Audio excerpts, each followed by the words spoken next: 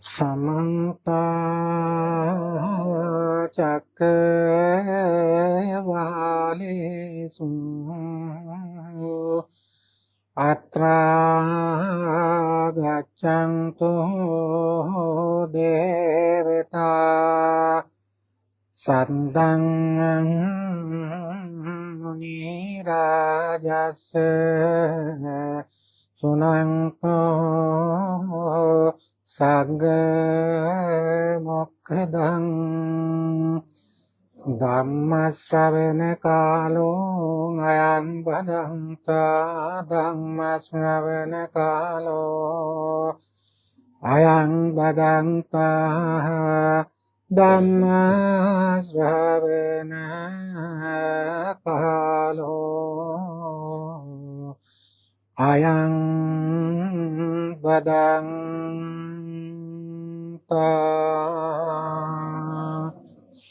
Namo tassa bhagavato arahato samma sambuddhassa Namo tassa bhagavato arahato samma sambuddhassa Namo tassa bhagavato arahato Samma Sambuddhassa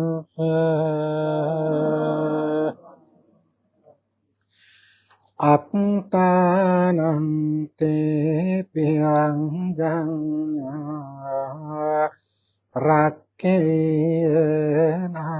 surakkitang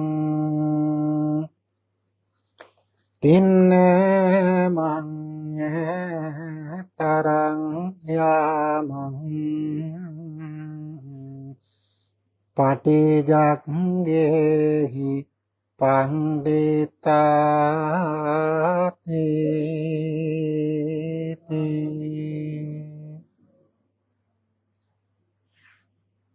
තුන් ලෝකාග්‍ර වූ ශාන්තිනායක බුදුරජාණන් වහන්සේ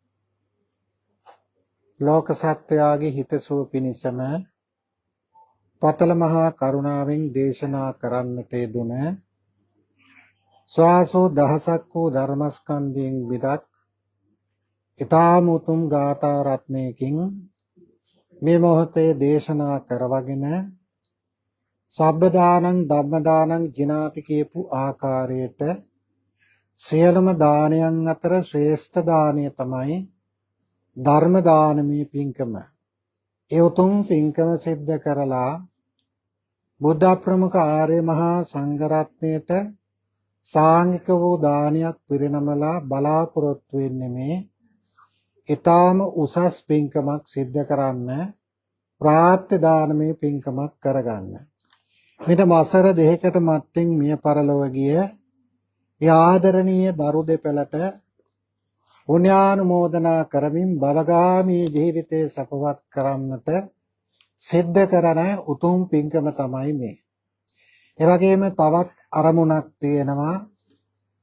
නව නිවසක් ඉදි කරගෙන ඒ නිවස තුනුරුවන්ට ආශිර්වාදේ කරගන්නට තුනුරුවන්ගේ ශක්තිය උදා කරගන්නට මේ වගේ පින්කමක් කරලා ආශිර්වාද ප්‍රාර්ථනා කරගන්නට ඒ නිවස ඉදි කරලා අවසන් වෙලා ඒ නිවසේ ජීවත් වෙන හැම කෙනෙකුටම ආශිර්වාද කරගන්නට මේ ස්ථානීය සෞභාග්‍යමත් ස්ථානයක් බවට පත් කරගන්නට තුනුරුවන්ගේ අනන්ත ආශිර්වාද බලයේ රැකවරණය ළඟා කරගන්නටයි මේ පින්කමේ අරමුණු සිත් ඇතිව මේ පින්කම සිද්ධ කරන්නේ.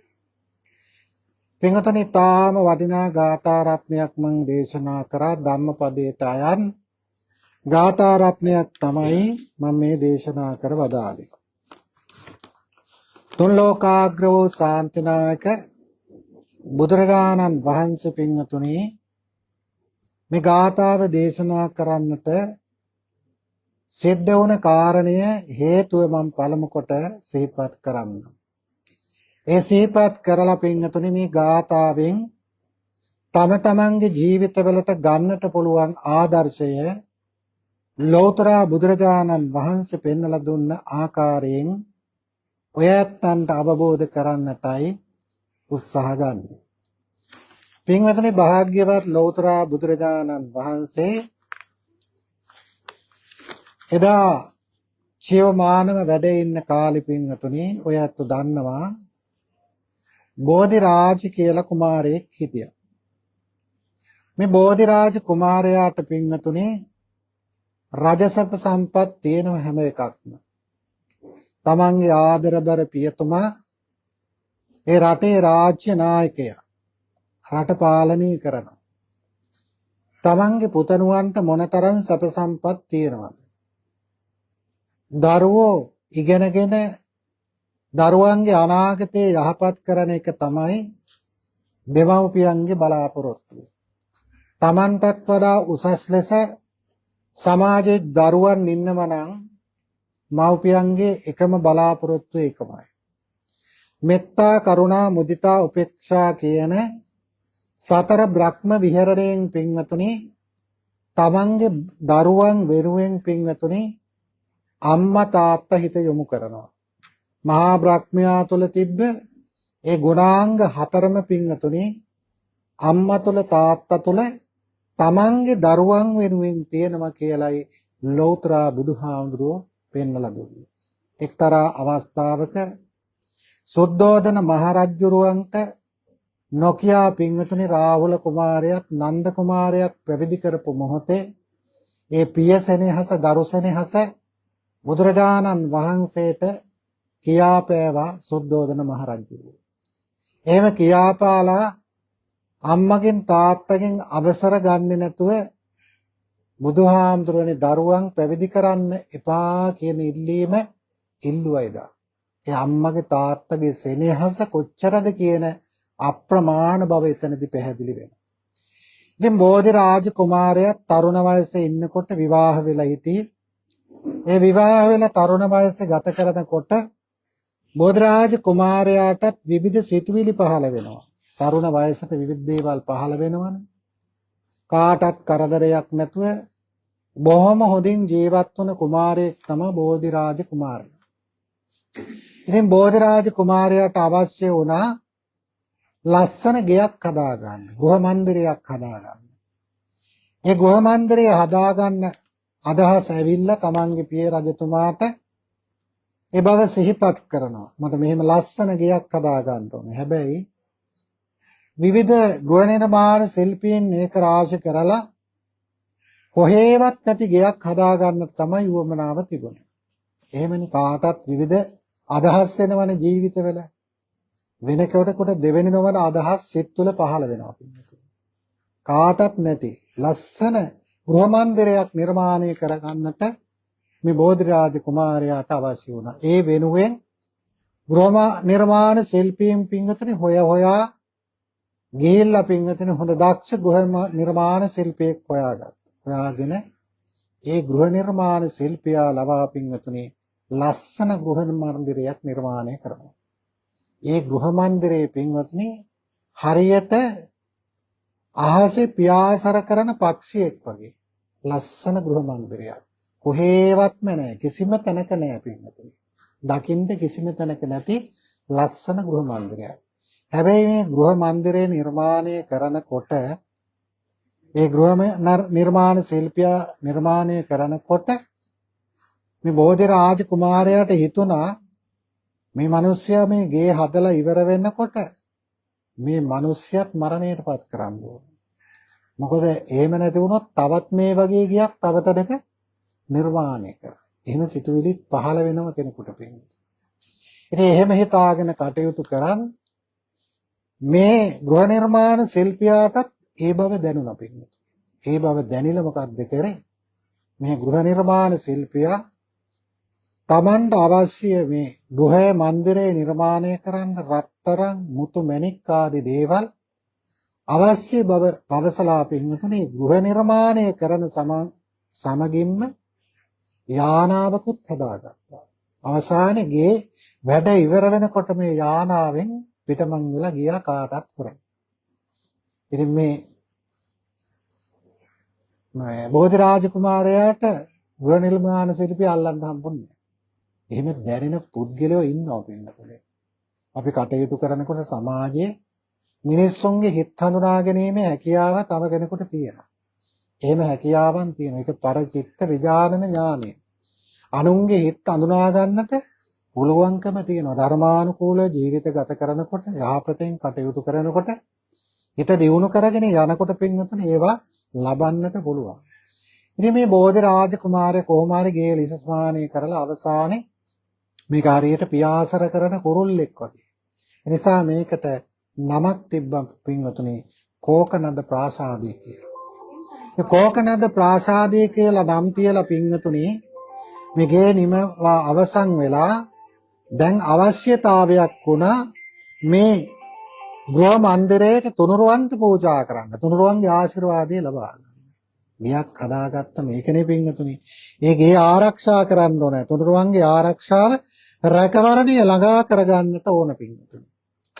කවුරුත් එහෙම නේද ගෘහ මන්දිරයක් කරලා දැන් මේ නිවසත් බලාපොරොත්තුවක් හිටියට තිබ්බා ගේ සාදාගෙන නිම කරලා තුනුරුවන් වැඩම කරලා ආශිර්වාදන පින්කමක් කරන්න.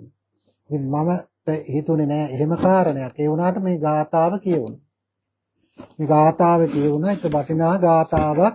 සමහර වෙලාවට මේ ගේ හැමදෙනාම ජීවත් වෙන හැම කෙනෙකුටම වටින ගාථාව වෙන්නේ නැති මට කියවුනේ. මම තෝරා බේරගෙන යන්නෙත් නෑ බණ කියන්නේ. ඒ මොහොතට හිතෙන ගාථාවක් කියමින් තමයි ධර්ම දේශනා කරන්නේ. ඉතින් මේ බෝධි රාජ කුමාරයා ඒ අදහස ඇති කරගෙන පින්වතුනි බුදුහාමුදුරන්ට ගිහිල්ලා මහා සංඝයා සමග විශාල පිරිසක් මහා සංඝයා සමග නිවසට වැඩම කරන්න ආරාධනාව සිද්ධ කරා. ආරාධනා සිද්ධ කරලා මේ ගෘහ මන්දිරයේ පින්වතුනි දා දාන ශාලාවක් බවට පත් කරගත්තා. දන් දෙන පුණ්‍ය භූමියක් බවට පත් කරගත්තා. බුදුරජාණන් වහන්සේ මහා සංඝයා රත්න සමග පින්වතුනි මේ ගෘහ මන්දිරයට වඩිනවා. මේ වඩින අවස්ථාවේ දුර දිහා දැකලා මේ බෝධි රාජ කුමාරයාට සිතුවිල්ලක් පහළ වෙනවා. බලන්නකො සිතුවිලි කියන දේ කාටත් විවිධ සිතුවිලි පහළ වෙනවා. මේ බෝධි රාජ කුමාරයා විවාහ වෙලා කාලයක් වෙනවා. හැබැයි දරුඵල ලැබිලා නැහැ.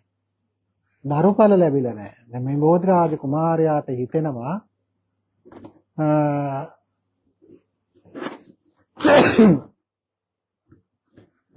බුදුරජාණන් වහන්සේ වඩින මේ ස්ථානයට වඩිනකොට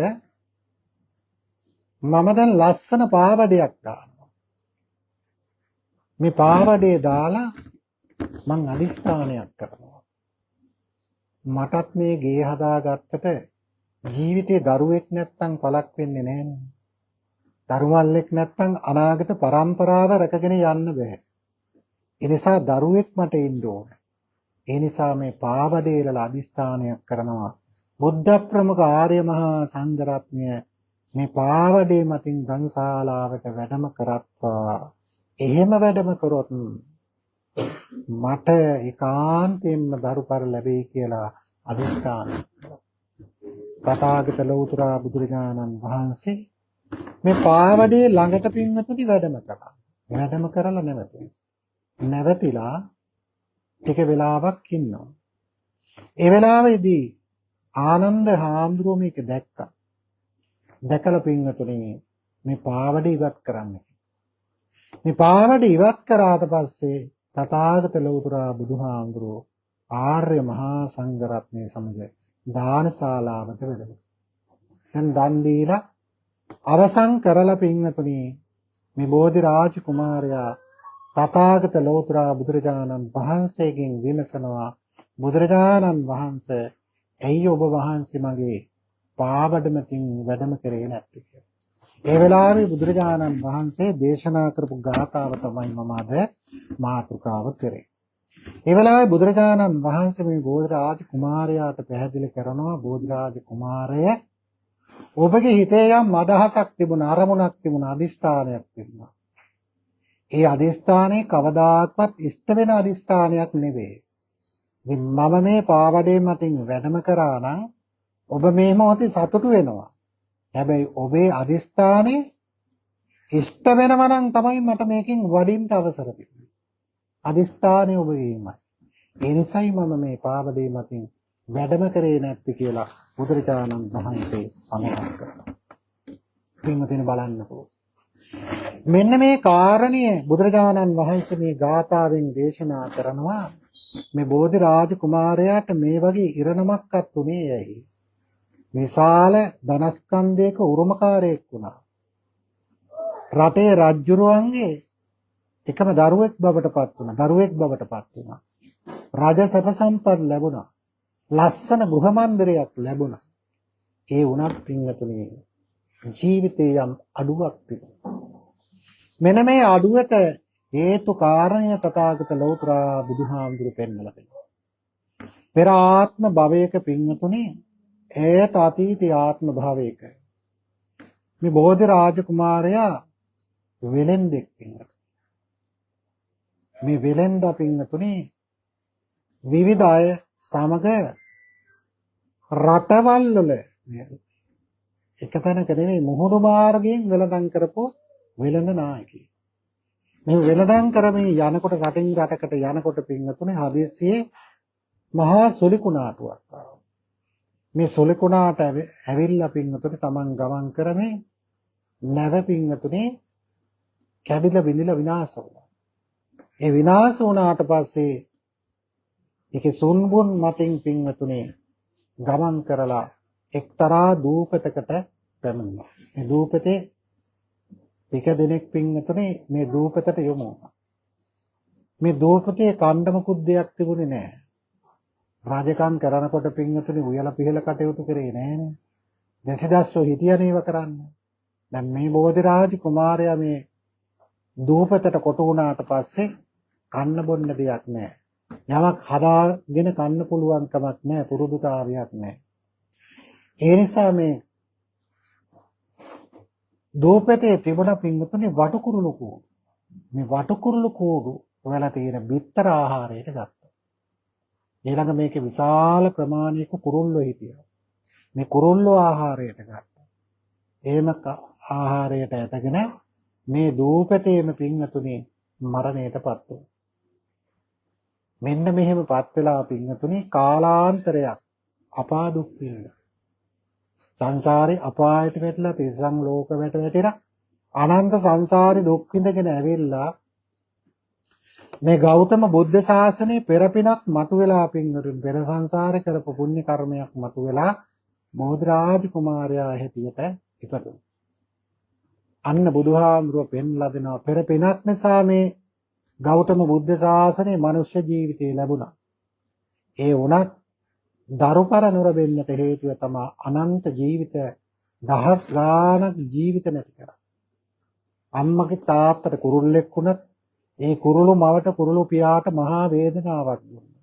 දරුවන්ගේ ජීවිත නිහානි කරේ. ඒ දරුවපතක් ලැබෙන්නේ නැති වෙන්නට හේතුව සකස් වුණා කියලා ලෞතර බුදුහාමුදුරුවෝ පෙන්වලා දෙනවා. දැන් පින්වතුනි ජීවිතයක හැටි ඔහොම තමයි. කාටත් එහෙම තමයි නේද? ජීවිතේ හැටි ඔහොම තමයි. ජීවිතයේ ඵල විපාක ලැබෙනවා.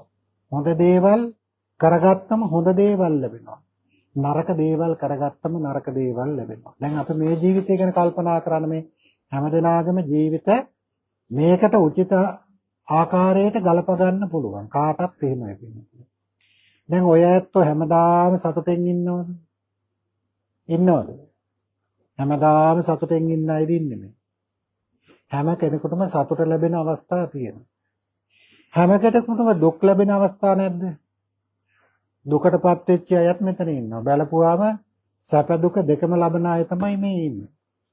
කවුරුත් සැප විඳිනවා, කවුරුත් දුක් විඳිනවා. මේ දෙකම විඳිනවා. දැන් කල්පනා කරන්න ඇයි සැප විඳින්නේ? ඇයි දැන් මේ හැමදෙනාම සැප විඳින්නේ? මොනවා හරි සැපයක් විඳින්නේ කුමක් නිසාද? පෙර සංසාරේ කරපු පුණ්‍ය කර්ම නිසා. ඒ පින තමයි පින්වතුනි සැප පිණිස හේතු වෙන්නේ. බුදුහාමුදුරු දේශනා කරනවා. පින තමයි සැප පිණිස හේතු වෙන්නේ. පින කියන්නේ මොකක්ද? පින කියන්නේ පින්වතුනි හදයන් පුනාතීති පුඤ්ඤ. චිත්තම් පුනාතීති පුඤ්ඤ. පින කියන්නේ වෙන මොකවත් නෙවෙයි. හදවත පිනා යනවා. හිත සතුටටපත් වෙනවා නම් ඒ තමයි පින. එහෙනම් පින භුක්ති විඳිනවා කිව්වේ ඒකයි. අපි සතුටු වෙනවා නම් ඒ තමයි පින. ඒකේ අනිත් පැත්ත තමයි පින්නතුනේ දුක කියලා කියන්නේ සංසාරේ කරන ලද පාප කර්මය. පාප කර්මය දුකට හේතු වෙනවා. පීඩාවට හේතු වෙනවා. කනස්සල්ලට හේතු වෙනවා. අනන්ත වැළපෙන්න හේතු වෙනවා. බුදුහාමුදුරුවෝ ධම්මපදයේ පළවෙනි දෙවෙනි ගාථා තුල මේක සඳහන් කරනවා. මනෝ පුබ්බං ගමා ධම්මා මනෝ සෙට්ටා මනෝමයා මනසාචී පදුට්ඨේන භාසතිවා කරෝතිවා තතෝනං දුක්ඛමං වේති චක්කංච බහතෝ පතං. දෙයට මේක තේරුම් ගන්න. මනෝ පුබ්බං ගමා ධම්මා මේ මනස පින්වතුනි පූර්ණාංගම සිතුවිලි පහළ වෙනවා. මනසට පළමුව සිතුවිලි පහළ වෙනවනේ. මනසේ සිතුවිලි පළමු කොටම පහළ වෙනවා. සිතුවිලි පහළ වෙනවා. දැන් බෝධිරාජ කුමාරයාට සිතුවිලි පහළ වුණානේ. මේ දේ කරන්න ඕන මේ දේ කරන්න ඕන කියලා කාටත් සිතුවිලි පහළ වෙනවා. මේ උදේ ඉඳලා ගත්තොත් හවස් වෙනකන් සිතුවිලි ගොඩාක් පහළ වෙනවා ජීවිතේ. එහෙම කෙනෙකුටම එහෙමයි. තම තමන්ගේ ජීවිතවලට උචිත බණක් මේ කියන්නේ. එතකොට මේ සිතුවිලි මුල් වෙනවා පින්වතුනි. සිතුවිලි මුල් වෙලා තමයි හැම දෙයක්ම සිද්ධ වෙන්නේ. මනෝ පුබ්බං ගමා ධම්මා මනෝ සෙට්ටා මනෝ මනස ශ්‍රේෂ්ඨ කරගන්නවා මේ සිතුවිලි. පහළ වෙන සිතුවිලි තමයි මනස ක්‍රියා කරගන්න උපයෝගී කරගන්නේ. එහෙමනේ. ඕනම කෙනෙක්ගේ දැන් බණක් කියන්න හිතුණා. පින්කමක් කරන්න හිතුණා. ඒවත් සිතුවිලිනේ. ඒවත් සිතුවිලි. ඒවා පුණ්‍ය කර්ම සිතුවිලි ඒවා. පින් සහගත සිතුවිලිත් පහළ වෙනවා ඒක තුල. පාප කර්ම සිතුවිලිත් පහළ වෙනවා. එතකොට මනස ශ්‍රේෂ්ඨ කරගෙන තමයි මේ සිතුවිලි පහළ වෙන්නේ. මනසාචේ පදුට්ටේන. මනස යම් කිසි කෙනෙක්ගේ කිලිති වුණා නම් දැන් කවුරු හරි ඇවිල්ලා කාට හරි බනිනවා. බනිනකොට මොකක්ද හිතන්නේ මේ බන අහා හිටියත් කේන්තියක් එනවද නැද්ද කවුරු හරි ඇවිල්ලා බැන්නොත් මෙතෙන්ට ඇවිල්ලා පැනලා බැන්නොත් එහෙම මේ බන පැත්තක දාලා කනේ පාරක් ගහයි නේ පින්නේ. එක්කෝ වචනයකින් සංග්‍රහ කරයි.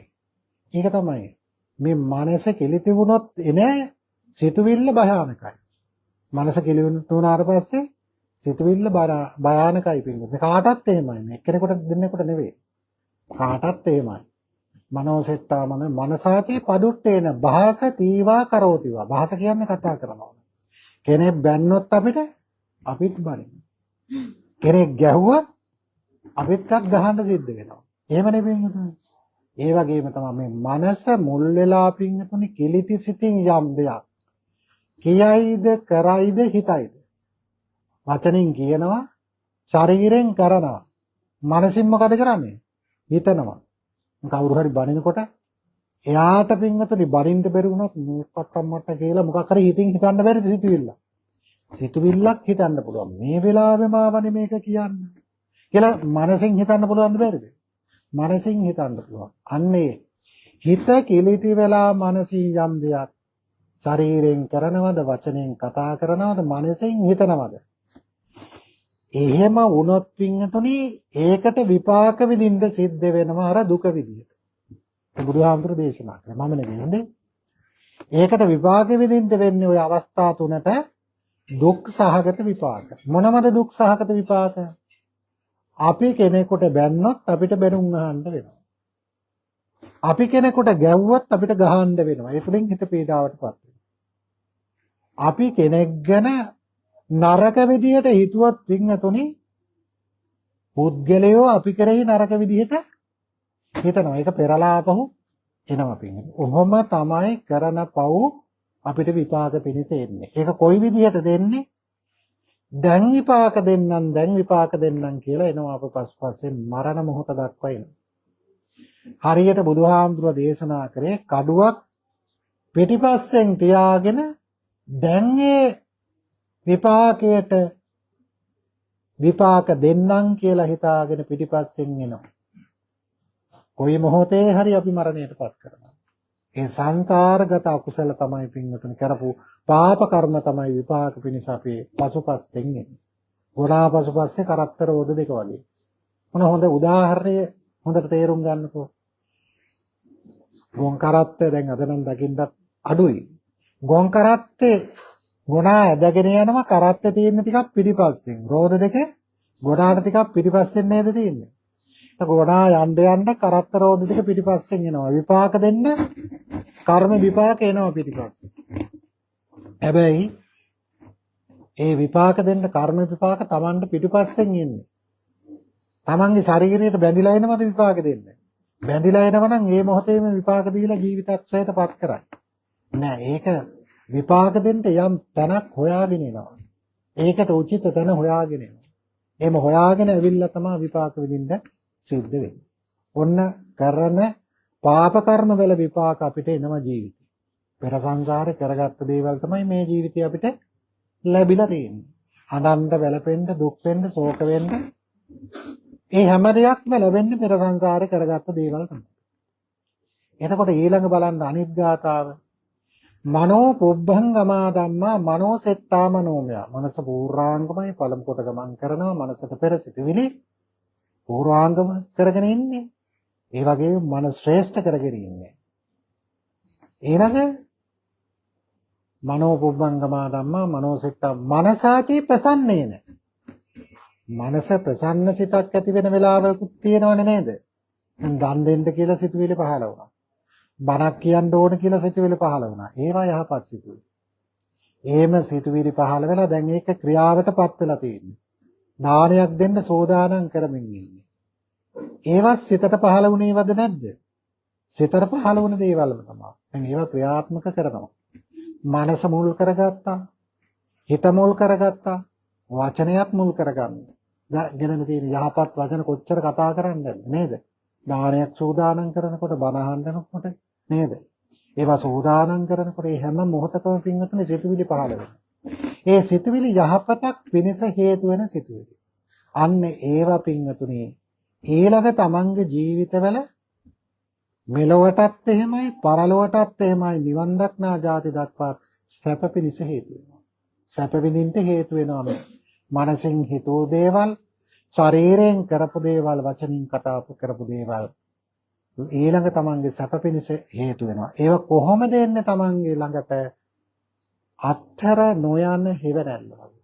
ඡායාව අනපායිනී කියලා කිව්වේ. තමන් පසුපස ගමන් කරන හිවරැල්ල වගේ. පසුපස නෙමෙයි හිවරැල්ල ගමන් කරන්නේ. තමන්ට බැදිලා තියෙනවා. දැන් බලන්නකො තමන්ගේ හිවරැල්ල තමන්ට බැදිලා තියෙනවා. එහෙනම් තමා තුළම තමන්ගේ හිවරැල්ල කියන්නේ සසර පින. සසර පින තියෙනවා. මේ පින බලවත් වුණාම පාප විපාක දෙන්න අමාරුයි. පාප විපාක දෙන්න අමාරුයි. ඒ නිසා තමයි අර පසුපස්සෙන් කරත්ත රෝධ දෙක එනවා වගේ පව විපාක දෙන්න දෙන්නේ. දැන් හොඳ උදාහරණයක් ගත්තොත් අපි බලමුකෝ කෙනෙකුට මොකක් හරි කරදර ටිකක් ජීවිතේ එනවා. හැම කෙනෙකුටම මේවා තියෙනවනේ ජීවිතේ එක එක වෙලාවට මනසට, හිතට, කයට, ගතට එක්ක ලෙඩ වෙනවා. ඒ වගේ මනසට, හිතට, කයට, ගතට ටිකක් කරදර ටිකක් එනවා. කරදර ටිකක් එනකොට මොකද කරන්නේ? අනේ බලනවා ටිකක් කේන්දරේවත් බලා ගන්න ඕන කියලා නේද? කේන්දරේවත් බලා ගන්න ඕන කියලා ගිහිල්ලා කේන්දරෙත් බලනවා. බලනකොට කියනවා මෙන්න මේ ග්‍රහයෝ නීච වෙලා ඒ රාෂ්ටකයක් ලැබලා නේද? පාප ග්‍රහයන්ගේ දෘෂ්ටි වැටිලා නේද? අසුරද සහ දෝසාන්ධකාර ටිකක් විපතට බර හේතු වෙලා. ඒ නිසා මේ ලොකු අගුණයක් තියෙනවා. ඒ නිසා මෙන්න මේ ටික කරන්න. බෝධි පූජාවක් හරි තියලා, පිරිත් පින්කමක් හරි කරලා, දානමාන පින්කමක් හරි කරලා මේ ටික කරන්න. දැන් බලන්නකෝ. එතනදී මොකද්ද වෙන්නේ? අපිට අකුසල් විපාක ඵල දෙන්න එනකොට පින්වතුනි අපි මේ ජ්‍යොතිෂය බැලුවොත් කේන්ද්‍රේ දිහා බැලුවොත් කේන්ද්‍රෙත් යමක් තියෙනවා. පෙර සංසාරේ ගති ලක්ෂණ කේන්ද්‍රේ දන්න කෙනෙකුට කියන්න පුළුවන් පින්වතුනි. හරියට දන්න කෙනෙක් ඒ සියල්ල දන්නවා. මරණ දවස පවා හඳුර ගන්න පුළුවන් පින්වතුනි කේන්ද්‍රය. ඒවා තියෙනවා. පෙර සංසාර භවයේ ගැන කියන්න පුළුවන්. සසර ජීවිත ගැන කියන්න පුළුවන්. කුසල අකුසල ධර්මයන් කියන්න පුළුවන් මේකට. ඒ නිසානේ බුදුහාමුදුර කේන්ද්‍ර ප්‍රතික්ෂේප කරාද? ප්‍රතික්ෂේප කරේ නේ නක්කත්යක්ක භූතානම් පාපග්ගහ නිවාරණ පරිත්තස්සානුභාවේන හම්පතේ සංඋපද්දවේ. මේ නැකත් ඝන දෝෂ නක්ෂස්ත්‍ර දෝෂ පවතින්න පුළුවන් ජීවිතවලට. ඒකට මොකද්ද ආශිර්වාදය? පරිත්තස්සානුභාවේන හම්පතේ සංඋපද්දවේ. මේ පිරිත්තලානුභාවයෙන් මේවා සුව කරන්න බැරිද? පුළුවන් පින්වතුනි. බුද්ධ රත්නේ, ධම්ම රත්නේ, සංඝ රත්නේ, ත්‍රිවිධ රත්නේ ආශිර්වාද බලයෙන් ඒව කරන්න පුළුවන්. ඒවා විශ්වාසයක් තියෙන්න ඕනේ. කෙනෙකුට විශ්වාසයක් ඇතුව යම් දෙයක් කරනවා නම් ඒකේ ප්‍රතිඵල තියෙනවා. දැන් සමහර කෙනෙක් කියනවා ඔය කේන්දර ගණන් ගන්න එපා. ඔය පලාපල ගණන් ගන්න එපා. ඕව බොරු වැඩ. එහෙම කියනවා. කෙනෙකුට පින්වතුනි අකරතැබ්බක් කරදරයක් විපතක් එන්න ඕනේ. එතකොට තමයි උතෙන් දියන්නේ. එතකොට තමයි හොයාගෙන යන්නේ. එතකොට අර කියන දේ දිහා බලලා පින්වතුනි යාට දැනෙනවා ඇත්ත නේනම් මට මේ දේ සිද්ධ වුණා. අපි බෝධිසත්වයෝ පින්වතුනි කල්පනා කරලා බලන්න. බෝධිසත්වයන්ගේ නන්තබීමේ උත්සවයට පින්වතුනි බමුණෝ 108ක් ආවා 108ක්. ඒ 108ම විවිධ දේවල් කිව්වා බෝධිසත්ව කුමාරයා ගැන. සිද්ධාර්ථ කුමාරයා ගැන විවිධ දේවල් කිව්වා. කොණ්ඩඤ්ඤ තාපසය මොනවද කිව්වේ? ඒකාන්තයෙන්ම ලෞතර බුදු වෙනවා. අනිත් බ්‍රාහ්මණය මොනවද කිව්වේ? එක්ක ලෞතර බුදු වෙනවා එක්ක ශක්විත රජ වෙනවා. දෙකක් කිව්වා. හැබැයි කොණ්ඩඤ්ඤ තාපසය කිව්වේ මොකද්ද? ඒකාන්තයෙන් ලෞතර බුදු වෙනවා. අවසානයේ කොණ්ඩඤ්ඤ තාපසයත් ගියානේ බුදුහාමුදුරන්ට උදව් කරන්න නේද? පස්වක මහණුන් අතර කොණ්ඩඤ්ඤ දවසක් ගියා පින්වතුනි. බුදුහාමුදුරන්ට උපස්ථාන බෝධිසත්වයන්ට උපස්ථාන කරන්න ගියා. ඒත් අතරල ගියා. එහෙම කියපු කොණ්ඩඤ්ඤ දවසක් අවසානයේ බෝධිසත්වය අතරලා ගියාද නැද්ද? අවසානයේ අතරලා ගියා විශ්වාසයේ බිඳුරා. බිඳලා ගියා මේ කරන් හරියන්නේ නැහැ. හැබැයි එදා ජ්‍යොතිෂයෙන් දැක්කා. තාරකා ශාස්ත්‍රයෙන් දැක්කා. ඒකාන්තයෙන් බුදු වෙනවා කියලා. තමන් කියපු වචනෙත් තමන්ට අවසානයේ විශ්වාසයක් නැති වුණා. නැති වෙලා ගියා යා. අවසානයේ බුදු වුණේ නැද්ද? ලෝතුරා බුදු වෙලා පින්වතුනි එදා ප්‍රථම ධර්ම දේශනාව දේශනා කරන්න නුවණින් බලලා උන්වහන්සේ තෝරාගත්ත මේ පස්සක තවුසු. පස්සක තවුස ළඟට යනකොට ඈතින් එනවා දැකලා කල්පනා කරනවා මේ පස්සක තවුස පස් දෙනාම බෝධිසත්වයෝ එනවා බුදු වෙන්න බැරි වෙලා නැවතත් අපි හොයාගෙන එනවා. අපි මොනවත් කරන්න ඕනේ පිළිගන්න ඕනේ අපි පාඩුවේ බලාගෙන ඉමු මොනවද කියන්නේ කියලා. හැබැයි එහෙම ඉන්න පුළුවන් වුණාද? ඉන්න පුළුවන් වුණේ නෑ පින්වතුනි. බුදුහාමුදුරුවෝ මේ බුදුහාමුදුරුවෝ ළඟට එනකොට හැමදෙනාම අසුම්පනේ පාදෝවනේ කරා පිළිගත්ත හැම දෙයක්ම කරන්න තිබුණා. මේ බුදුරජාණන් වහන්සේගේ අතුරුමත් බව. ඉතින් ඒක තමයි පින්වතුනි ලෝක ස්වභාවයේ ලෝකේ විවිධ දේවල් තම තමන්ගේ ජීවිතවලට එනවා. දුක සැප නිති පෙරලනවා. පුට්ටස්ස ලෝක ධම්මේහි චිත්තං යස්ස නකම්පති අශෝකං විරජං කේමං ඒතම් මං අනමුත්තම. මේ ජීවිතය ඕවනේ කියන්නේ පින්වතුනි. නිතරම තියෙනවා මූණ දෙන්න තියෙන අවස්ථා ගොඩක් තියෙනවා. දුක සැප නිති පෙරලෙනවා. ප්‍රියසක ලෙස ලෝකේ කියලා කියනවා. මේ ලෝකේ ඒ විදිහයි පින්වතුනි. මේ දැන් සැපෙන් ඉන්න කෙනා ඊළඟ දුකටපත් වෙනවා. ඒක තමයි ජීවිතේ හැටි. මම අද දේශනා කරපු ගාථාව පැත්තට තාම ගියේ නෑ පින්වතුනි. අත්තානන්තේ පියංජං. දැන් බලන්න මේ බුදුහාමුදුරු මේ දේශනා කරපු ටික හරීම වටිනවා පින්වතුනි. අත්තානං කියන්නේ Tamanට පින්වතුනි. අත්තානන්තේ පියංජං. කවුරුත් කැමතිනේ පින්වතුනි සතුටෙන් ඉන්න. කවුද අකමැති? අත්තානං කියන්නේ තම තමන් සතුටෙන් ඉන්න තමයි කැමති. තම තමන් සතුටෙන් ඉන්න කැමති හැමදෙනා. සතුටෙන් ඉන්න ඕන නිසානේ පින්වතුනි අපි විවිධ දේවල් ඔස්සේ හමාගෙන යන්නේ නේද?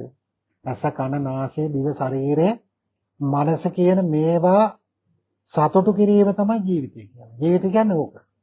මේ සතුටු කරන්න උත්සාහ දරන එක තමයි ජීවිතය කියන්නේ. හොඳට කල්පනා කරන්න මේ ජීවිතය කියන්නේ. අපේ බලාපොරොත්තු තියෙනවා. යම් පිජ්ජන් නලබති තම්පි දුක්ඛං කියනවා.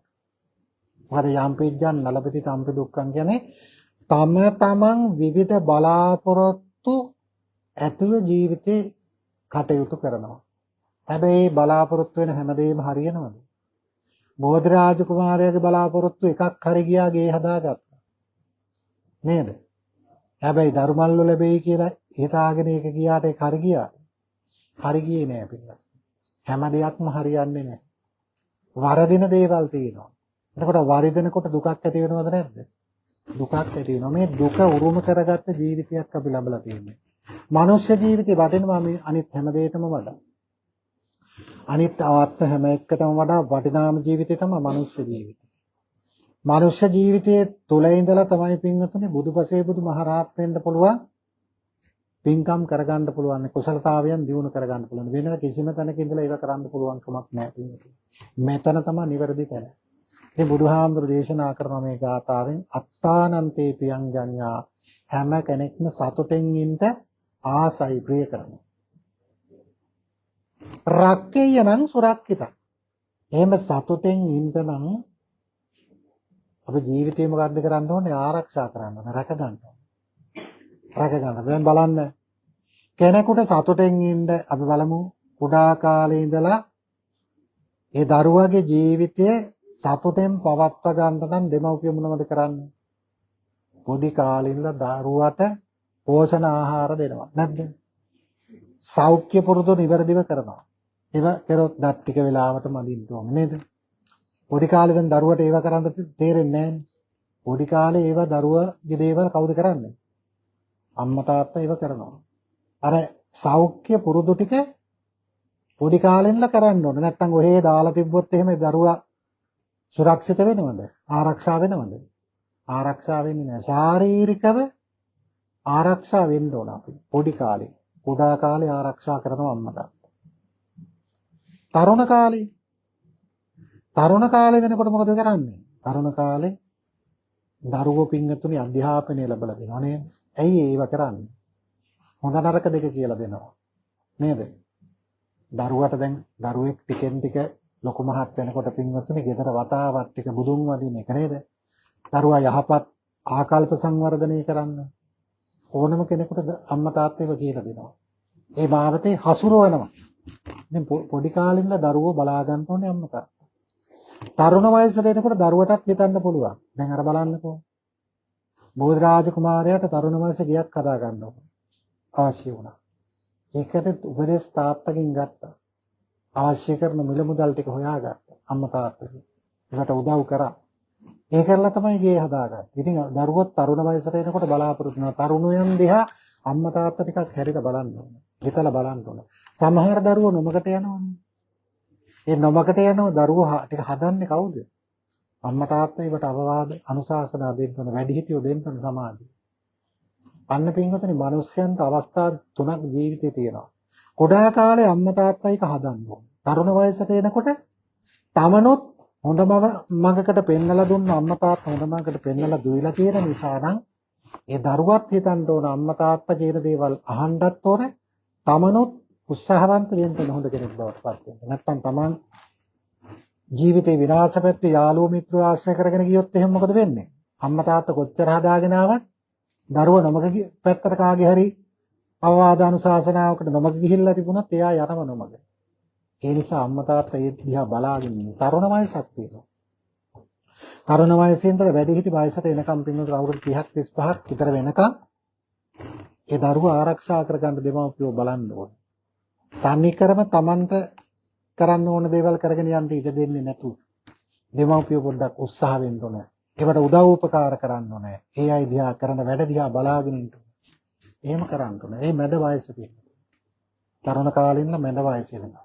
මොන මැද වයසට එනකොට නම් පින්වතුනි සමාජයේ හැලහැප්පීම් ගැටලුව තුළ ජීවත් වෙන කෙනෙකුට පේනවනේ දැන් ඔය වැඩිහිටියන්ට පේනවා. අපිට කුඩා කාලේ අපිට කොතනද වැරදුනේ කියලා පේනවනේ. අපි මේ දේ කරගෙන හිටියනම් අපි අධ්‍යාපනය ලබාගෙන හිටියනම් නේද? අපි රැකියාවක් කරා නම් ඉගෙනගෙන කියාගෙන රැකියාවක් කරා නම් අපිට අද මේ தත්ත්වයටපත් වෙන්න ඕනේ නැහැ. ඒ ජීවිතයේ සාර්ථක භාව කරගන්න ධනය උපයා ගන්න අපි එදා මහන්සි වුණේ නැහැ. ඒ නිසා අපිට තව තව දැනුත් දුක් විඳින්න සිද්ධ වෙනවා කියලා කෙනෙකුට හිතෙන්න පුළුවන්. ඔය පින්වතුනි මේ ශාරීරියේ මනස එක පැත්තකට දියුණු කරගත්තේ ගැනීමක් තමයි සුරක්ෂිත කර ගැනීමක්. ඔය හිත පින්වතුනි තව පැත්තක් සුරක්ෂිත කර ගැනීමක් ලෞතර බුදුහාමුදුරු පෙන්වලා දුන්නා. ඒ සුරක්ෂිත පැත්ත තමයි පින්වතුනි මනස සුරක්ෂිත කරගන්න නේද? කාය විතරක් හදාගෙන දියුණුව විතරක් හදාගත්තට බෑනේ. ගේ දොර හදාගත්තට විතරක් බෑනේ. යහපත් පුද්ගලයෙක් ගුණකාරක පුද්ගලයෙක් බවට පත් වෙලා තියෙනවා. අම්මා තාත්තා ඒකට ආකල්ප සංවර්ධනය කරන්න හදනවා. ආකල්ප සංවර්ධනය කරලා යහපත් පුණ්‍ය කර්මවල යෙදෙන දරුවෙක් බවට පත් කරන්න. එතකොට තමයි යහපත් දේවල් කරන්නේ. දැන් අර බෝධිරාජ කුමාරයාට බලන්නකෝ. ගේ හදපු එක්කන මරන්නටත් හිතුණා. අර පෙර සංසාරේ වඩු කුරුළු බිත්තර ආහාරයට ගත්තා වගේ ඒවා එකතු වෙලා ආවිල්ලා අර Tamanට උදව් කරපු කරාම මරන්නටත් සිතුවිලි පහළ වුණා. ඒකනේ. ඒ නිසා සිතුවිලි පහළ වෙන්න පුළුවන්. බුදුරජාණන් වහන්සේ පෙන්වලා දෙනවා අපිට පින්වතුනි අපේ ජීවිතයේ හොඳම කල්යාණ මිත්‍රයා තමයි මනුෂ්‍යාත්ම භාවයක් ලැබපු අයගේ හොඳම කල්යාණ මිත්‍රයා තමයි ලෝතර බුදුහාමුදුරුවෝ ආශ්‍රය කරන්න ඕන. ඔය ඇත්ත දන්නවද? මේ මනුෂ්‍ය ජීවිතයක් ලැබිලා අපිට මේ ජීවිතයේ සෝවාන් ඵලයට පත් වෙන්න බැරුව පින්වතුනි මැරෙනවා. අපායට යන්නත් පුළුවන්. තිරසනෙක් වෙන්නත් පුළුවන්. ප්‍රේතයෙක් වෙන්නත් පුළුවන්. ඒ වගේ අන්ත අසරණ තත්වයට අපිපත් වෙන්න පුළුවන්. සෝවාන් නොවුනොත් අපාය වහගෙන නැහැ. අපාය වැහෙන්නේ සෝවාන් වුණොත් පමණයි. නැත්තම් අපාය වැහෙන්නේ නැහැ. හැබැයි පින්වතුනි බුදුරජාණන් වහන්සේ දේශනා කරනවා තව පුද්ගලයෝ දෙන්නෙක් ඉන්නවා අපායට වැටෙන්නේ නැහැ.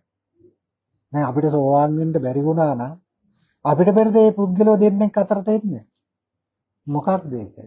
බුදුරජාණන් වහන්සේ පෙන්න පළවෙනි එක්කනා තමයි ශ්‍රද්ධානුසාරි පුරුෂය. ශ්‍රද්ධාව කියලා කියන්නේ මොකද්ද?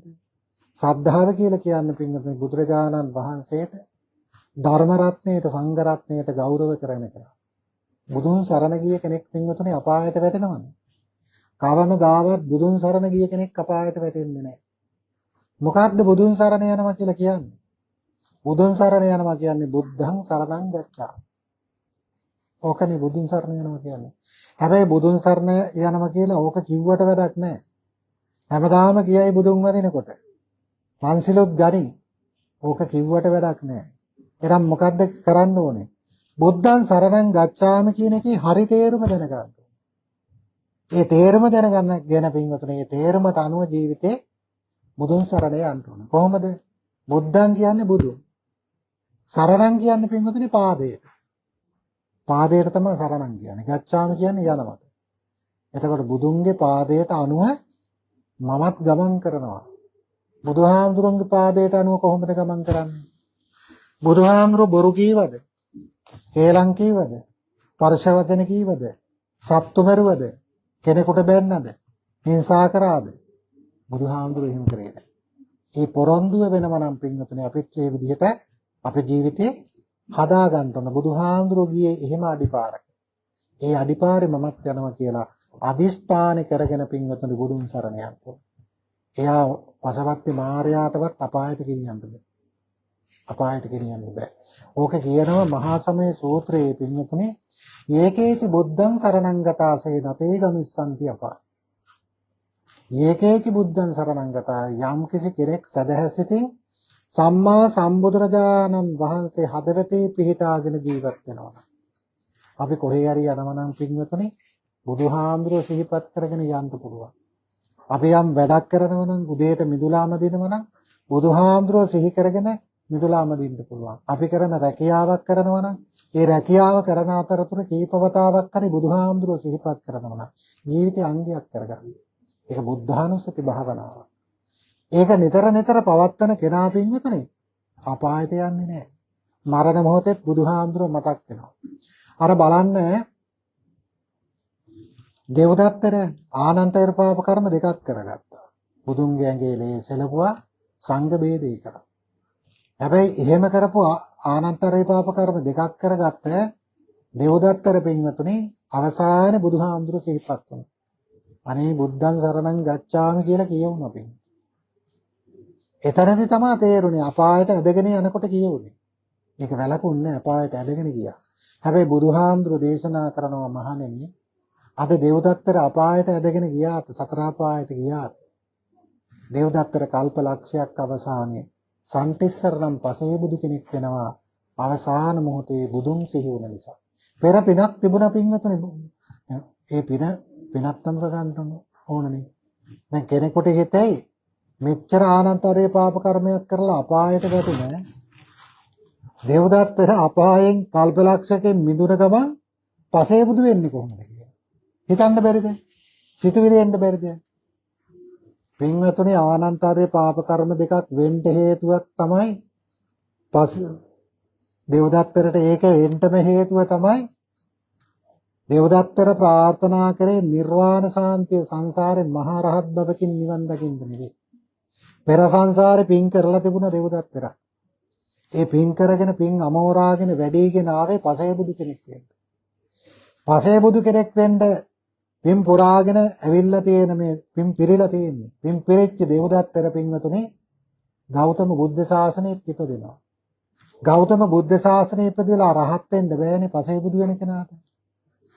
හැබැයි බුදුහාමුදුරන්ගෙන් බණ අහවනම් බුදුහාමුදුර ළඟ නිතර ආශ්‍රය නිශ්‍රය කරා නම් බුදුහාමුදුරන්ගේ අවවාද අනුශාසනා පිළිගත්තා නම් දෙව්දත්තට රහත් වෙන්න වෙනවා. හැබැයි ප්‍රාර්ථනාව මොකක්ද? පසේ බුදු වෙන එක.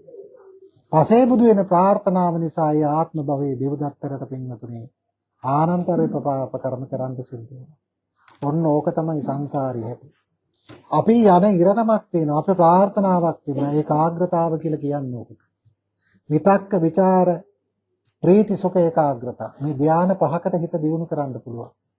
විතක්ක කියලා කියන්නේ සිතුවිලි. අපිට සිතුවිලි පහළ වෙනවා. මේ සිතුවිලි තුලින් තමයි අත්දකින්න ඕනේ හැම දෙයක්ම. සිතුවිලි තුලින් තමයි අත්දකින්න ඕනේ. සිතුවිලි එකින් එක පහළ වෙනවා. හැබැයි සිතුවිලි පහළ වෙන සිතුවිලි පින්වතුනි පහළ වෙන ඒවා ක්‍රියාත්මක වෙන්න ඉඩ දුන්නොත් අපි අසරණ වෙනවා. තේරුණාද? අපි අසමත් වෙනවා. අපි සමත් වෙන්න ඕනේ. නිවන් දකින්නට අංග දෙක තමයි සමත විදර්ශනාව කියන්නේ. මේ දෙක තෝරාගත්තේ නැත්නම් අපිට නිවන් දකින්න බෑ පිළිතුරේ. එතකොට සමත් වෙන්න ඕනේ. සමතය කියන්නේ ඒකයි. සමත විදර්ශනාව දෙක තිබ්බොත් තමයි නිවන් දකින්නේ. මේ අවබෝධය නැත්නම් කාටවත් නිවන් දකින්න බෑ. එතකොට සමතය කියන්නේ සමත් වීම මම හඳුන්වලා දෙන්නම්. මොකෙන්ද සමත් වෙන්න ඕනේ? දැන් ඔය ඇත්තන්ට සිතුවිලි පහළ වෙනවනේ එකින් එක. හොඳ සිතුවිලි පහළ වෙනවා නරක සිතුවිලි පහළ වෙනවා. මේ හොඳ නරක සිතුවිලි දෙක අපි තේරුම් ගන්නවා. තේරුම් ගන්නේ මොකක් නිසාද? සිතුවිලි පහළ වීම දකින්න ඕන අපි පළමුවෙන්. මේ සිතුවිල්ලට තමයි විතක්ක කියන්නේ. සිතුවිලි පහළ වෙන එක දකිනවා නම් ඒක තමයි ප්‍රථම ධානය කියන්නේ. ප්‍රථම ධානයේපත් වීම තමයි සිතුවිලි කියලා හඳුනගන්නේ. අසාරේ සාරමතිනෝ සාරේ චා සාරදාක්ඛිනෝ සේසාරං අධිගච්ඡanti මිච්ඡාක සංකප්ප පුත්‍ර. සරුදේ සර විදිහට දකිනවා නම් නිසරුදේ නිසුවේ විදිහට දකිනවා නම් එයා සරුදයක් ලබනවා. සරුදේ නිසරු විදිහට දකිනවා නම් නිසරුදේ සරු විදිහට දකිනවා නම් එයාට සරුදහමක් ලබන්න බෑ. එතකොට ඔතනනේ තියෙන්නේ පින්වතුනි. අපි මේ සිතුවිල්ල තුළ තමයි හැමදේම තියෙන්නේ. මනස මුල් වෙලා ගමන් කරනවා කියුවෙත් ඒකයි. ජීවිතයේ අවස්ථා තුනක් තියෙනවා. කුඩා කාලේ, තරුණ කාලේ, වැඩිහිටි කාලේ. කුඩා කාලේ මේක තේරුම් ගන්න බැරි වුණොත් තරුණ කාලේ තේරුම් ගන්න. තරුණ කාලෙත් ගෙවිලා ගියා නම් ඊට පස්සේ මොකද්ද වෙන්න ඕනේ? වැඩිහිටි වයසේ මේක තේරුම් ගන්නවා. ගොඩාක් වැඩිහිටි වයසේ තමයි ගොඩක් අය තේරුම් ගන්නේ. සමහර වෙලාවට තරුණ කාලේ අම්මා තාත්තා කියන දේවල් අහපු අයත් ඉන්නවා, නොඅහපු අයත් ඉන්නවා, සමාජේ තේරුම් ගත්ත අයත් නොගත්ත අයත් ඉන්නවා. තරුණ කාලෙත් එහෙම නෙපින් මෙතන විවේදායේ ඉන්නවා, ධර්මානුකූලව යහපත් කටයුතු කරන අයත් ඉන්නවා, නොකරන අයත් ඉන්නවා.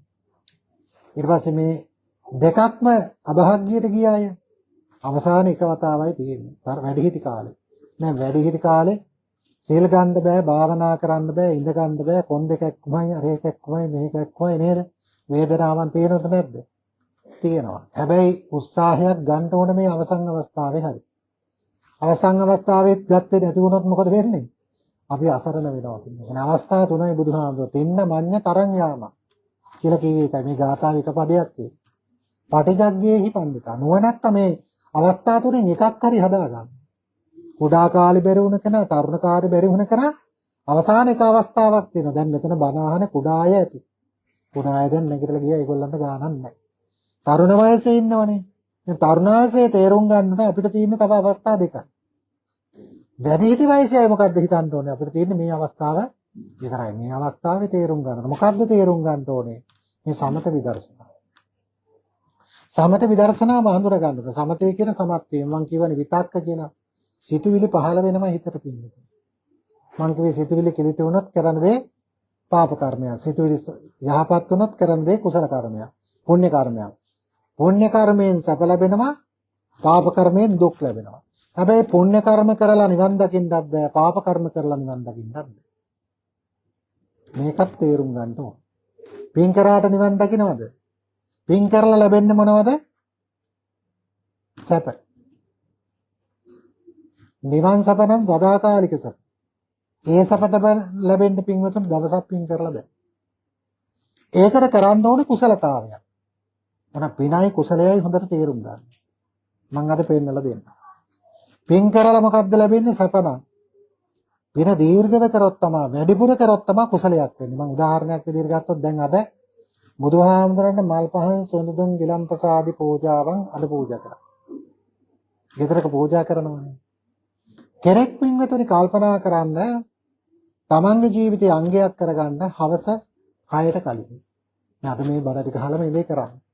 හවස කලින් ගෙදර පහන පත්තු කරන්න කලින් පින්වතුනි මල් ටිකක් කඩාගෙන පැන් ටිකක් ගිහලා පිරිසුදුව වාදනයක් කරගෙන පැන් වේදුරුවක් තියලා වෙන මොකුත් ඕනේ නැහැ. පහන පුළුවන් නම් පත්තු කරන්න.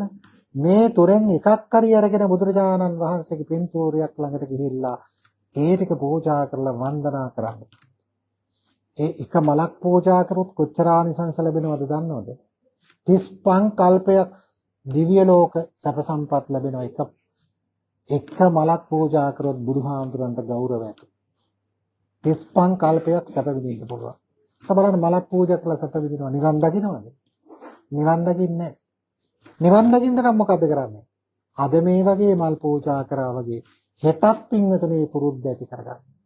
අනිද්දාත් පුරුද්ද ඇති කරගන්න. හැමදාම මේ පුරුද්ද කරගන්න. අවුරුද්දක් ওই විදිහට කරන කෙනාට මොනවද ලැබෙන්නේ? දන්නවද ලැබෙන්නේ? අවුරුද්දක් එහෙම කරපු කෙනාට පින්වතුනේ ලැබෙන එකම දේ තමයි කුසලතාවයක නැතුව බැරි වෙනවා. ආර විත කන කෙනාට විතක් දෙකක් තුනක් කනකොට පුරුදුතාවයක් වෙනවා. ඇබ්බැහි වෙනවනේ. පිනක් කරන එකත් පුණක් නැවත නැවත කරන කෙනාට ඇබ්බැහි වෙනවා. ඒ ඇබ්බැහි වීම තමයි කුසලතාවය කියන්නේ. ඒකට කියනවා පුරුද්ද කියලා. ඉතින් මේ සිතුවිල්ල තුල ඔය පුරුදු මතුවලා එනවා. සිතුවිල්ල තුල පුරුදු මතුවලා යන පුරුදු දකින්න ඕන. දැන් අපි උදාහරණයක් විදිහට දරුවෙක් ගත්ත කියමු පාසල් යවන දරුවෙක් ඉන්නවා පාසලට දාන්න. පාසලේ දරුවෝ 10 15 දෙනෙක් ඒ පන්තිය ඉගෙන ගන්නවා. ගුරුතුමිය අඳුර ගන්නවා මෙන්න මේ දරුවට තියෙන විශේෂ හැකියාව. එයා හරි දක්ෂයි මේ දෙයට. සංගීතයට හරි දක්ෂයි. ගණන් හදන්න හරි දක්ෂයි. මේ දක්ෂතාවය කොහෙන්ද ආවේ? ඒ දක්ෂතාවය තුනේ ආවේ පෙර පුරුද්ද. පෙර පුරුද්ද. යම්කිසි පුරුද්දක් කෙනෙකුට තියෙනවා නම් ඒ පුරුද්ද ජීවිතය අඳුර ගන්න.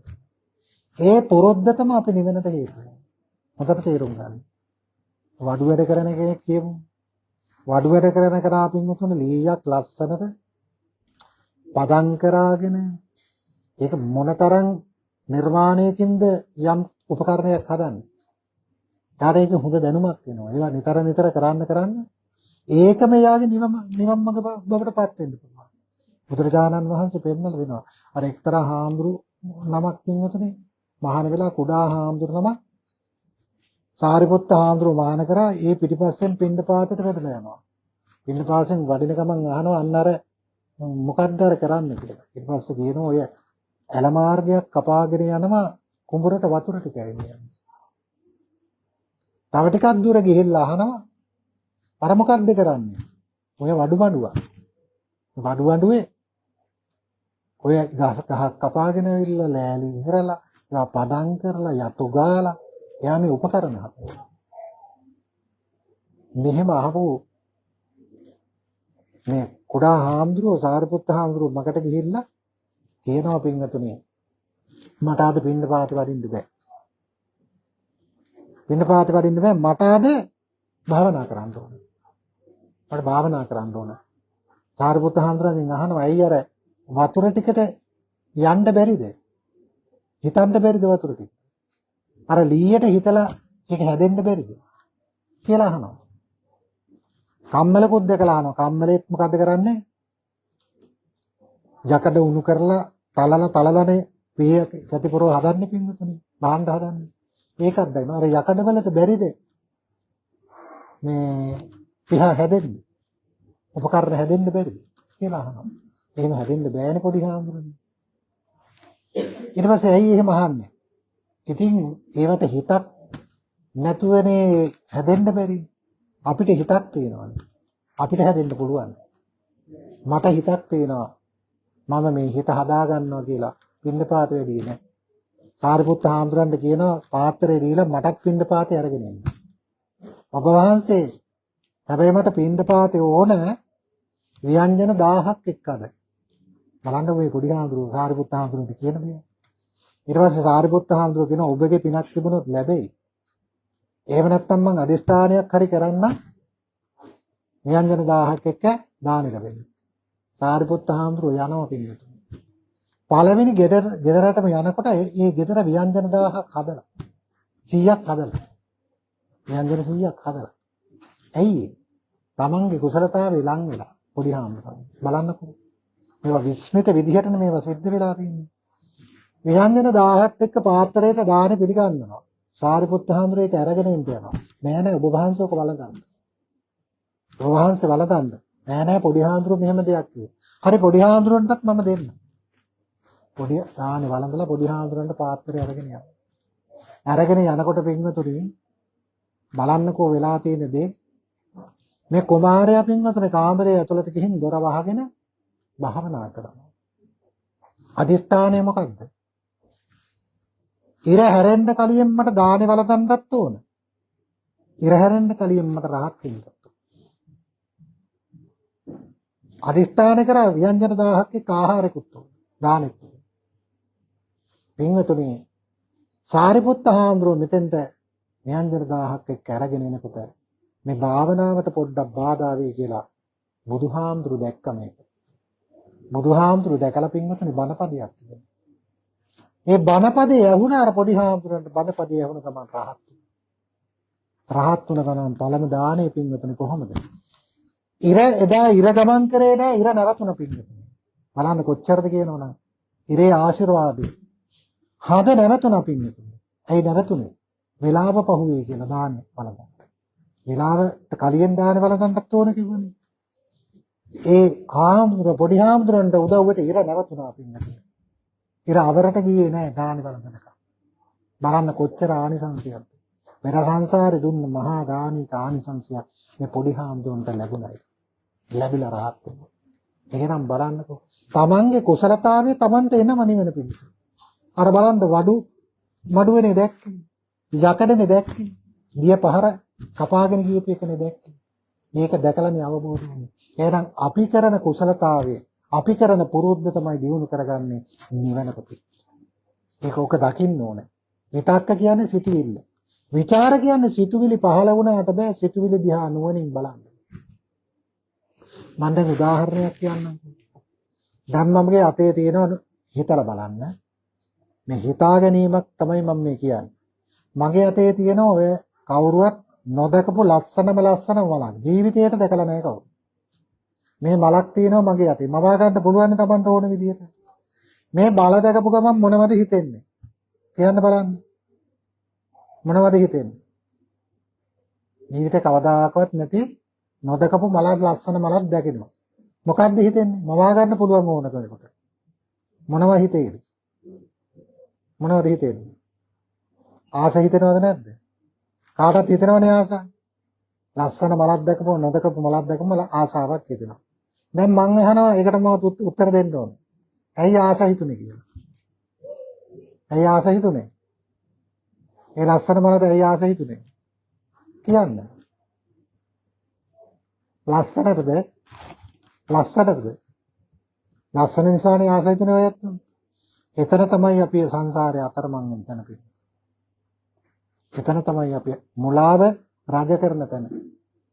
මේ මලට ලස්සනද නෙමෙයි අපි ආසගුනේ. මේ මල ගැන හරි වැටහීමක් නැති. මල දැක්කා සිතුවිල්ලක් ආවා. ආසාව නැමැති සිතුවිල්ල ආවා. ආවද නැද්ද? ආසාව නැමැති සිතුවිල්ලක් ආවා මල ඇස් දෙකෙන් අඳුරගත්ත මල. සිත නිසා අඳුරගත්තේ ඇස් දෙකෙන්. සිත මුල් වුණා ඇහැට ඒ ලස්සන මල අඳුරගත්තා. ආසාව ඇති වුණා. ආසාව ඇති වෙන්න ඉස්සර තව අකුසලයක් අපිට හැදුන බින්නේ. ඒක දන්නේ නැහැ කවුරු. මොකක්ද අකුසලේ? මේ මල ගැන නොදැනුවත්කම. ඒකට තමයි මෝහය කියන්නේ. මෝහය ක්‍රියාත්මක වුණ නිසා තමයි ආස කරන්නේ. මොන බලන්න. මෝහය ක්‍රියාත්මක වුණ නිසා ආස කරා. මලක. මෝහය නැත්තම් මොකද කරන්නේ? මෝහය දුරු කරගන්න නම් මොකද කරන්න ඕනේ? මෝහය නැතිතන අමෝහය කියන්නේ ප්‍රඥාව නුවණ. දැන් ලස්සන මල දකින්නකොට නුවණ පහළ වෙන්න ඕනේ. නුවණ තමයි විචාර කියලා කියන්නේ. විචාරන්න ඕනේ. මේ මල දිහා හිතන්න ඕනේ. කල්පනා කරන්න. මොකද්ද කල්පනා කරොත් දැනෙන්නේ? ඔය මල කොච්චර ලස්සන වුණත් ඕක මොකද වෙන්නේ? පර වෙනවා කියලා හිතෙනව නේද? පර වෙන දෙයකට මොකද ආස කරන්න කියලා දෙවෙනව හිතෙන්නේ නැද්ද? අනිත්‍ය දුක්ඛ අනාත්ම දකින්න ඕනේ ලෝක. ඕනම දෙයක්. ඇසෙන් පෙනෙන කනට ඇහෙන නාසයට විඳින දිවට විඳින ශරීරයට ස්පර්ශ විඳින මනසට දැනෙන සිතුවිලි නුවණින් දකින්න. එහෙනම් සිතුවිල්ල නුවණින් දකින්න ඕන. නුවණින් දැක්කොත් අනිත්‍ය දුක්ඛ අනාත්ම කියලා අපිට තේරෙනවා. එතකොට අපි රැවටෙනවද? මේ ගෙවල් හදාගෙන, දරුමල්ලු හදාගෙන සැප සම්පත්ත ජීවත් වෙන්නේ. හැබැයි මේ හැම දෙයක්ම ඇති වෙලා පැවතිලා නැති වෙනවා කියලා නුවණින් දැනගෙන ඉන්න. එහෙම දැනගෙන ඉන්න කරාට පින්වතුනි මේවට ඇලවෙන්නේ නැහැ. මේවා පරිහරණය කරනවා විතරයි. රහතන් වහන්සේලාත් එහෙම තමයි.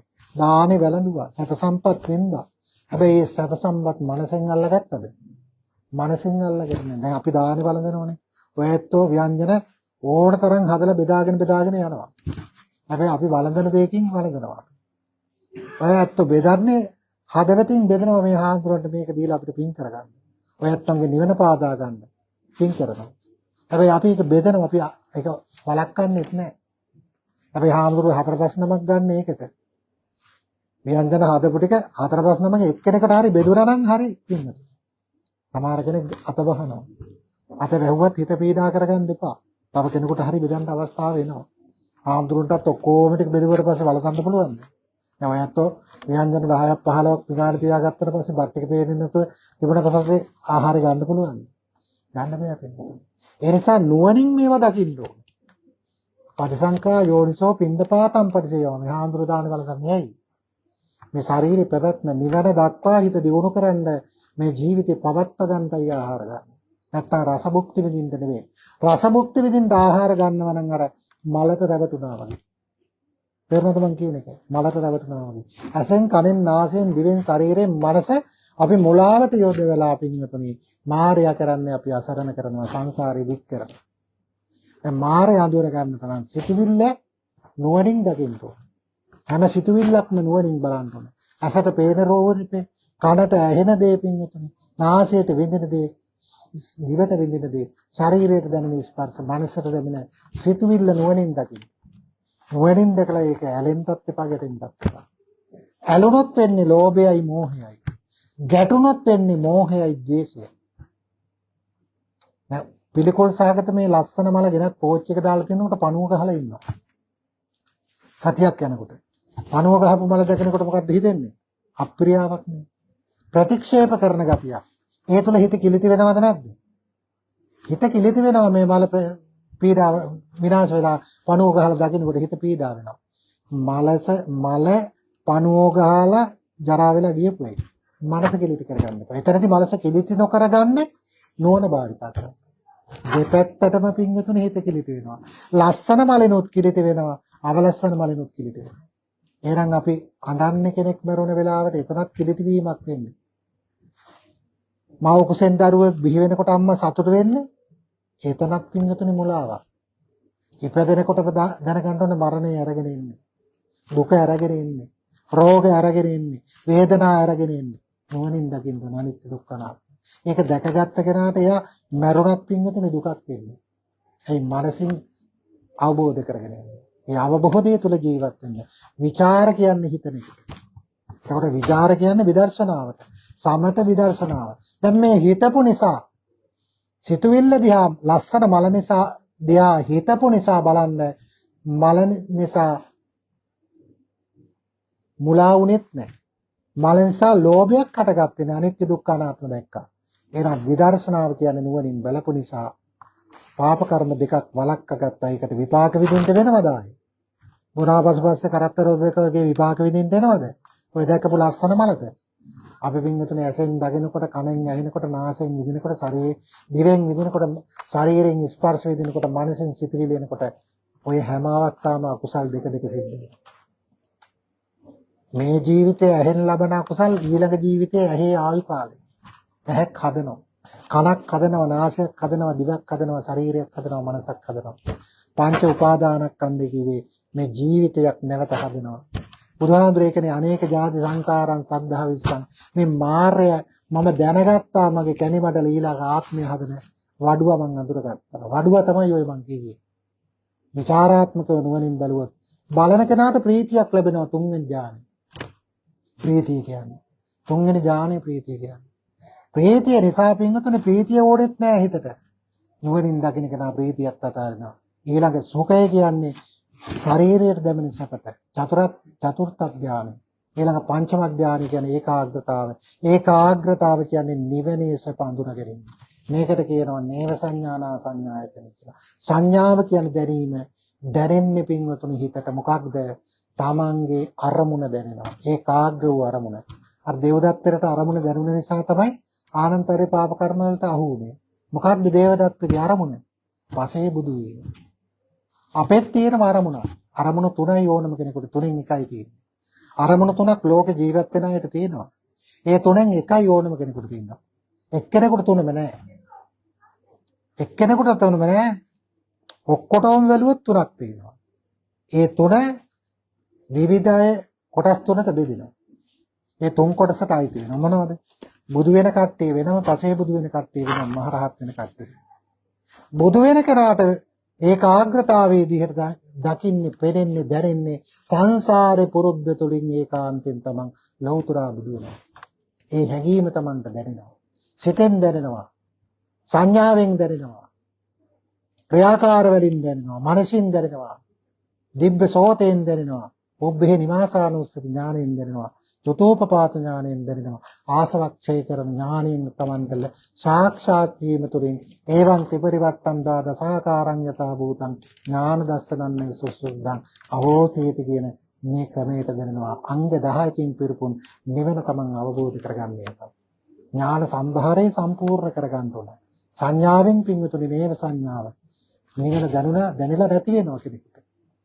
තමන්ගේ නිවන තමන්ට දැනিলা නැති වෙනවා. එතකොට තමයි තමන් කවුද කියලා දැනගන්නේ. මේක බණ කිව්වොත් පින්විතුනි අතීතයට යන්න පුළුවන්. මේක මහරහතන් වහන්සේගේ දේශනාවට යන්න පුළුවන්. ශාසෝ දහසක් ධර්මස්කන්ධයම මෙතන අන්තර්ගත වෙලා මේ ගාථාව තුළ තියෙනවා.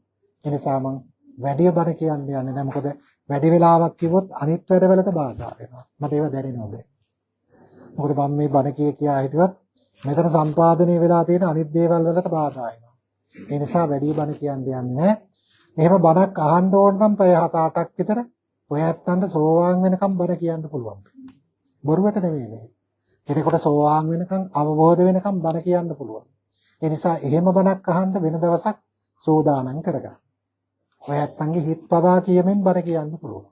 එක එක්කෙනාගේ හිත් අඳුරගෙන බණ කියන්නත් පුළුවන්. පරචිත්ත විඥාන ඥානයේ බීජය තියෙනවා පින්නතේ මන්නයි. ඒ නිසා ඔය ඇත්තන්ගේ වෙන කියන දේවල් කියන්න පුළුවන් බණ අහනකොට. ඒවා කියන්න යන්නේ නැහැ. ඒකට දීර්ඝව බණ කියන්න. එහෙම බණක් වෙන දවසක කියමු. අද මෙතෙක් වෙලා බණ කිව්ව ඔය ඇත්තන්ගේ හදවත් සතුටු වුණානේ නේ. ඊට සතුටු වුණානේ.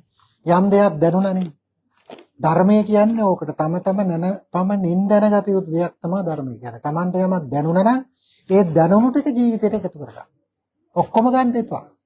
දැන් යමක් අද බණ අහලා ටිකක් දැනුණා නම් ඒ දේ ජීවිතය තුළ එකතු කරගන්න. ඒ දේ තුළින් ජීවිතේ ක්‍රියාත්මක වෙන්න පටන් ගන්නවා. එහෙම පටන් ගත්තොත් පින්විතුනි නිවන කරා තමයි යන්නේ. කරන පින් යන්නේ සැප විඳින්න. පව යන්නේ දුක් විඳින්න. හැබැයි නිවන කරා යන්නේ වෙන මොකවත් නෙවෙයි පින්විතුනි. කුසලතාවයේ පුරුද්ද. ජීවිතේ අංගයක් කරගන්න මොනම හරි දෙයක්. බුදුන් වදිනම නම් බුදුන් වදින්න දෙකටම හැමදාම. ඒක අංගයක් වෙලා පුරුද්දක් බවටපත් වෙයි. ඒක නිවනට හේතුව. ඒක නිවනට හේතුව. ඒ නිසා ජීවිතේ දන් දෙනවා නම් දන් දෙන එක අංගයක් කරගන්න. කුරුල්ලෙකුට ආහාරයක් දෙනවා නම් හැමදාම කුරුල්ලට ආහාරයක් දීලා මනසින් සතුටු වෙන්න. ඒක පුරුද්ද නිවනට හේතු වෙනවා. එහෙම හේතු වෙච්ච පුරුද්දක් අපේ ජීවිතේ අපි පින්දා වැඩියෙන් කරගන්නකොට අපේ ජීවිතයේ තියෙන පුරුද්ද අපිට අඳුර ගන්න පුළුවන්. ඒක පුළුවන් පින්වතුනි. ඇසෙන් කනෙන් නාසයෙන් දිවෙන් ශරීරයෙන් මනසෙන් මේ අංග ටිකෙන්ම අඳුර ගන්න පුළුවන්. ඔය දිබ්බ සෝතේ කියලා ගන්නේ. දිබ්බ දැන් මං කියවනේ මං ඔය අත්තන්ගේ හිත කියන්නම් කියලා. දිබ්බ සෝතේ තුලින් හිත කියන්න පුළුවන්. දිබ්බ සෝතේ කියන්නේ දැන් මට මේ පේන ඇස් දෙකක් තියෙනවා. ඒක පේන්නේ නැති යන්න කන්නාඩි දෙකක් දාන්න. හැබැයි මේ මනස නැමැති ඇහැට මට පේන වටපිටාවේ දේවල්. දැන් සමහර අය ඉන්නවා තව ආහාර පාන දෙන්න තියෙනවා කාල වේලාවේයි බඩ තව නවතින්නේ නැද්ද? එහෙම සිතුවිලිත් තියෙනවා මෙතන. එහෙම සිතුවිලිත් තියෙන. ඒ නිසායි මං කිව්වේ බඩ වැඩි කියන්නේ නැහැ ගානකට බණ කියලා. එහෙම බණක් අහන්න අවශ්‍ය නම් හැම දිනාගේ එකඟාත්වයෙන් බණක් සෝදානම් කරලා කිව්වොත් හාමුදුරනේ අපිට පැය 4ක් 5ක් බණ කියන්නේ. අපි බණ අහන්නම් කියලා කිව්වොත් එහෙම කියන්න පුළුවන්.